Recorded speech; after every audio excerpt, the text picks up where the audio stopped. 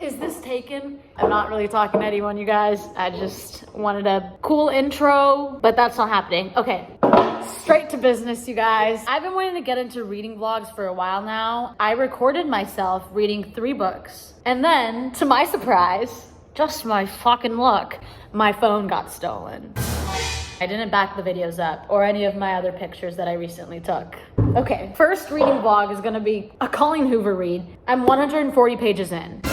Sorry, couldn't wait. So I'll give you a rundown real quick. Basically, it's about a girl named Tate. She moves in with her brother in San Francisco because she's looking for an apartment. So his name's Corbin, and his best friend just so happens to live across the hall. They're neighbors. His name is Miles. And Miles just so happens to be super hot.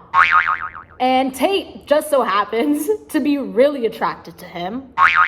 So there's like some tension in the beginning of the book. He was drunk when they met the first time. He was passed out at Corbin's door. He was blacked out, and then she had to help him. So the way this book is set up, so it's from Tate's perspective and from Miles' perspective. Starts off 6 years earlier for Miles' perspective. So Tate, she's in the present. Miles, because there's stuff we need to know about him previously, because he's a little strange. He hasn't had sex in 6 years. He hasn't kissed a girl, hooked up with a girl for 6 years until Tate comes into the picture. We're trying to realize what happened to Miles? So far, like, he's talked about his parents, his mom died, and his dad just started talking to someone else. He also has a love interest from 6 years ago. Her name is Rachel. She's the new girl at school. Literally from the minute he saw her, he was like, Rachel, I'm gonna fall in love with you. He knew it. He didn't say that to her in his head. Oh, and another plot twist. Oh my God, this is getting really good. So Rachel's mom is going out with Miles' dad. Kind of awkward. And they moved in together. Kind of even more awkward. All I'm gonna say, hearts get infiltrated, promises get broken, rules get shattered, love gets ugly. I read that off the back of the book if it wasn't obvious. Colleen Hoover makes me giggle like a little schoolgirl. I can't with Tate and Miles. Their tension is hot. Okay, I think this is weird. Miles texts Tate and is like, hey, I need your help. Can you come over? And so she comes over and he's like, I'm gonna add some curtains. And he's like, do you wanna come shopping with me? And she was like, sure. Guys, if you're only gonna have a friends with benefits situation, you're really gonna go shopping for furniture? Really? Together? No, that's dumb. But they're gonna do it anyway. So they're in the furniture store right now. Tensions are high.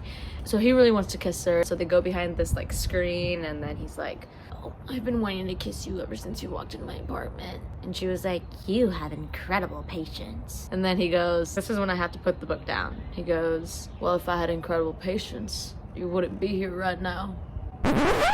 Shit.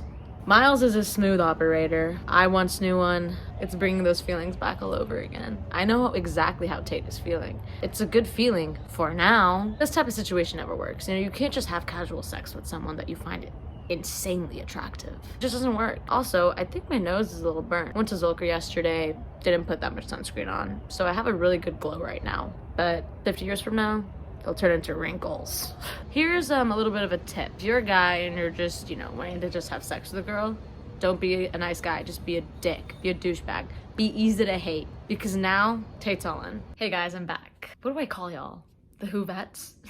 I'm at the part where Miles just got captain. He's no longer a co-pilot. He is the captain. And he's being so humble about it, which is so sweet and so sexy, of course. I'm gonna predict this before it happens. They're about to have amazing sex. Like, you know Tate's so turned on right now, and Miles is just like, yeah guys, it's like no big deal. It's just like a commercial flight. So yeah, you're still the captain. Okay, Whovettes, I am a couple pages into this chapter. I'm on page 153. Things are getting hot. Holy shit. Oh my God. It's getting hot. Oh my God. Whoa, bitch. Hey, you guys, I'm gonna say this much. Miles is a sweetheart. Also, plot twist, Miles got Rachel pregnant. So fast forward 6 years later, Tate is sitting at Miles's place and he brought her over pizza and put it in the microwave and was like, there's juice and water in the fridge, get whatever you want. I hope he's not evil in the end. If he is, Colleen, I'm gonna find you. Well, I'm not gonna kill you, but I'm gonna be very upset with you. So remember what I said about Miles being a nice guy? I take it back. What the hell just happened? I'm on page 185. Miles just got back. They fucked again. No surprise. At this point, it's just normal. This was the first time they raw dogged it. So they fucked without a condom. And she was like, oh, it's okay, I'm on the pill. Saying that he can come inside of her. So he did. Then he just like walked away. Like he finished and then just like went to his room and shut the door. And then that's it. And she was just like in his living room naked, his cum dripping down her leg. And he just left and slammed the door. Okay, bye. This is what confuses me. How can you be so nice? Literally the same day, like an hour earlier, he was being a king. Now what? I'm disappointed in Miles, but also I don't know what he's been through, so I don't judge. And Tate, I don't know what the fuck you're doing, girl. I don't care how hot he is. If he's just not gonna respect you to the fullest, if your feelings aren't gonna be reciprocated, you need to go. But if I were you, I probably wouldn't. Miles told his dad that Rachel's pregnant and told Rachel's mom, obviously. And then they were like, who would do that? They were kind of dumb. Like, connect the dots, bro. He was pissed. He kicked Miles out of the house, and then Miles came back in the house and was like, I promised this was happening before I even knew you guys were together. And then Tate and Miles, what's going on with Tate and Miles? I can't even keep up. Miles basically just ended things with Tate and was like, this is getting too hard. I just don't want to hurt you, and I know if we keep doing this, I'll hurt you. And she was just kind of pissed. I'm thinking I should maybe take a break from reading this, but I can't. All gas, no breaks with this book, honestly. Where do I even begin?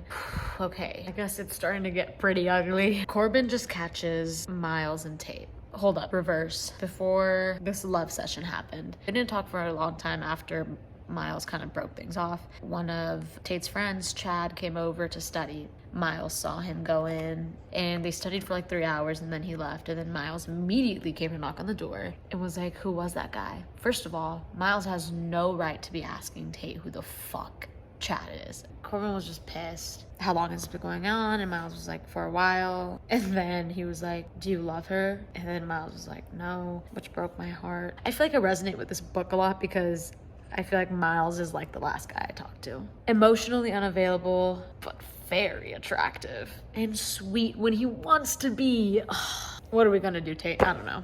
Tate is so delusional. So she made up with him and she was like, if we just keep it simple, we can keep doing this. He agreed, of course. She's just like, yeah, no, let's just like, yeah, let's keep it simple. I'm not gonna fall in love with you.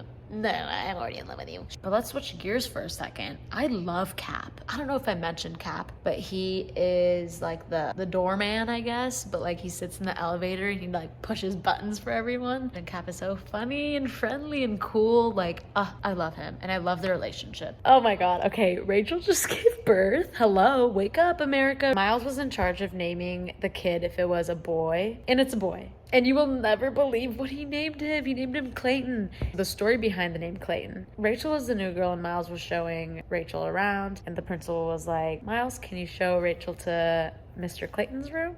You know, bada bing, bada boom. They fucked, they had a baby. I'm a wreck. Speaking of wrecks, Clayton just died. He was alive for 2 days and he's dead. They were on their way home from the hospital. Miles was driving and then he was looking in the rear view and he was just like, wow, I love her so much. I love them so much. They're a family. And then oncoming traffic hits them and they go flying over a bridge into a body of water. They were drowning. Oh my God, it was the most heated scene ever. I can see why he doesn't want to love anyone else. For 6 years. Yeah, I wouldn't either. I'm just gonna finish this book. I'm gonna rip the band-aid off. I need to. After this, it won't be the same. But look at the sunset, you guys. It's so pretty.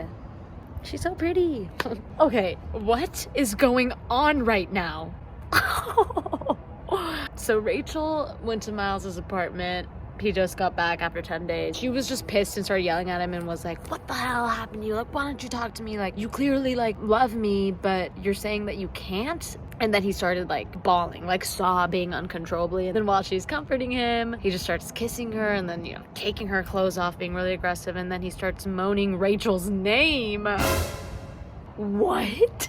Rachel? Okay, first of all, I need to know what happened to fucking Rachel. Tate probably feels like shit. Like, she's just letting Miles use her to relieve his pain. Oh my God, Colleen, you are crazy, Colleen. You're crazy. You're a crazy motherfucker, and that's why I love you.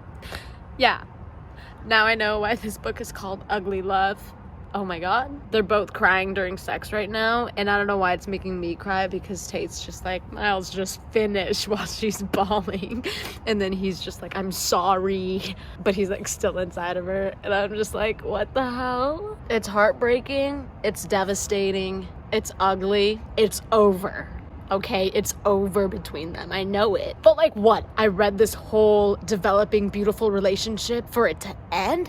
Oh, hell no. If this ends, oh my god. I'm still gonna fucking love this book, but I swear to god, I do not have time for this. I spent the whole day reading, basically, you guys. It's worth it. It's worth it. It's like I went into a whole different world for today. I didn't even participate in today. Rachel just wrote him a letter, basically breaking up with him. She couldn't do it, so she's moving back to Phoenix with her mom. And that's when Miles made the promise to himself that he's never gonna let himself love anyone ever again, because he doesn't want to experience that pain again. Relatable, Miles. But like obviously this is a more like serious reason than for me. Everything makes sense now why he is the way he is, but like, Miles, you deserve love too. I know you're not watching this because you don't exist, but if you did, you deserve love too. And it's not your fault that Clayton died. It's totally not your fault. Let's just see what happens to Tate and Miles. My prediction is that they give it a shot and he ends up telling Tate everything. Maybe Tate needs some time to process, but honestly, I know Tate pretty well now, and I think it's gonna make her fall in love with him even more. Let me just start with this. Ian, I don't think I ever talked about Ian. Okay, Ian is one of Miles and Corbin's pilot friends, one of his best friends.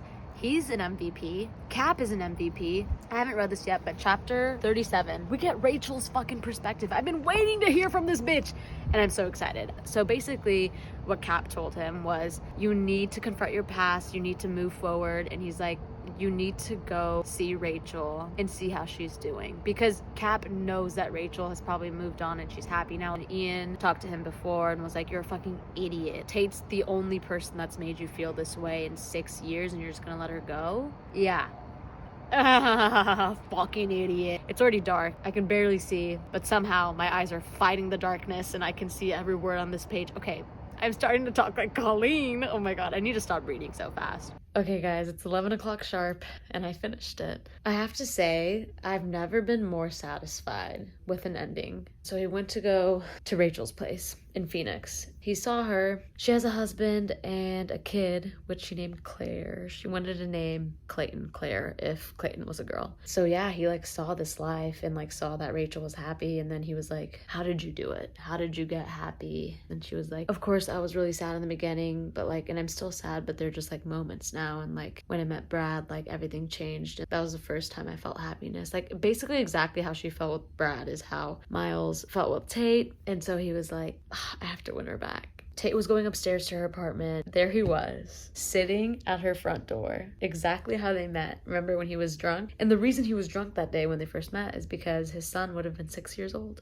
that day. She opened the door for him, and then he told her everything, not in full detail, but it was gonna take him a while, but he was like, I had a son. Oh my god, this is really sweet too. He woke Tate up in the morning and was like, hey, wake up, we have a plane to catch. And she was like, what? She gets up, whatever, they get dressed. They go downstairs and Cap is there waiting for them, and he was like, I'm going on my first plane ride. They went on the plane ride and they watched the sunrise because Tate asked him about like, have you ever seen the sunrise or whatever? Like, I bet it's beautiful. And he was like, yeah, I've seen it a couple times. And that's actually the moment he knew he wanted to fall in love with her. Yeah, after the plane ride, he had 2 little like black little velvet boxes. We all know what that means. He like whipped it out and she was freaking out. She's like, oh my god.